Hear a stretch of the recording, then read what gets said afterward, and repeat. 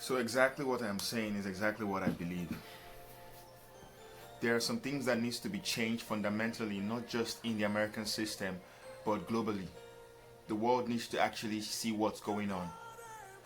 There is a lot of things that is going on that is affecting the psychology of humanity, and that's affecting the way we think, that's affecting the way we reason, that's affecting the way we process, and that has to be discussed. We have to talk about these things. We are not going to act like these things don't matter, because they actually do matter. So whenever I think about these things, and I'm infuriated because I feel like some people are just hearing people speak, but they're not understanding what they're saying. It's a different thing when you hear someone speak and you understand what the person is saying, and it's a different thing when you're just hearing someone speak and you don't understand what the person is saying. And I believe strongly that we have to get to the point where we have to start hearing ourselves speak, and we have to understand ourselves. And we have to break out of that cycle and that chain of ignorance where we only see one perspective. If we cannot see both perspectives, then we are not being neutral in the situation. We're not being thoughtful, we're not being progressive, we're not being, understanding. And a soft answer will drive away wrath. That's what the Bible says. So a soft response by the police, by the, by the protesters as well, will drive away wrath. But if everybody is going at each other's throats, trying to kill the person just the way they killed George Floyd, then it becomes a problem. Because we are not trying to reason with each other. And I come from a perspective that believes that we have to give ourselves the opportunity to reason. We have to reason with each other. We have to understand what's going on. We have to see things from a different perspective.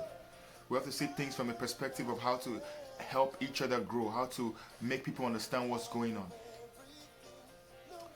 And I believe strongly that we can do that by the way we reason, and by the way we choose, the approach that we take. We should not take the approach of hate or violence or looting or rioting or burning down vehicles.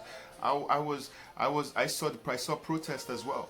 I participated in the protest, and I saw exactly what was going on. And as much as I tried to reason with the people, I understood. I could also see the anger which these people are going through.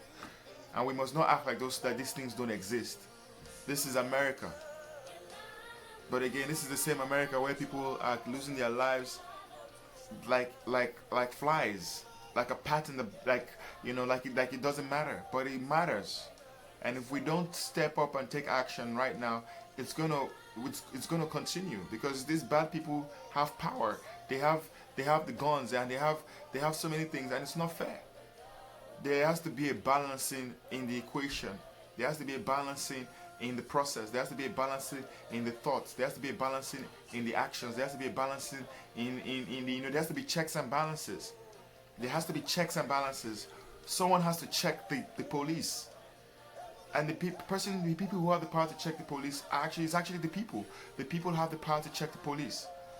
So when it's a game of chess. So when someone checks the police have to take action, that would not infuriate the people even more, like driving a car on protesters, like riding a horse on protesters. That is not right. Like leaving out dogs on protesters, like shooting canister bombs on protesters. That is not fair. That is not how you help the situation. That is only how you aggravate the situation. It is simple logic.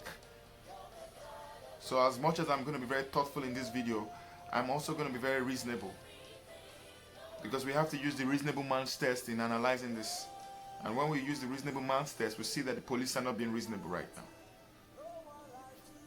They're not being reasonable. And it's only when you're reasonable, that's when you can have a discussion. But when you're not reasonable, you're not leaving the room for discussion. I'm your favorite leader, Buchilo. Subscribe to my channel, like, make a comment. Let's talk. Let's figure out reasonable ways of having a dialogue, and reasonable ways of making a change in this present policy and this present economy that we live in. God bless.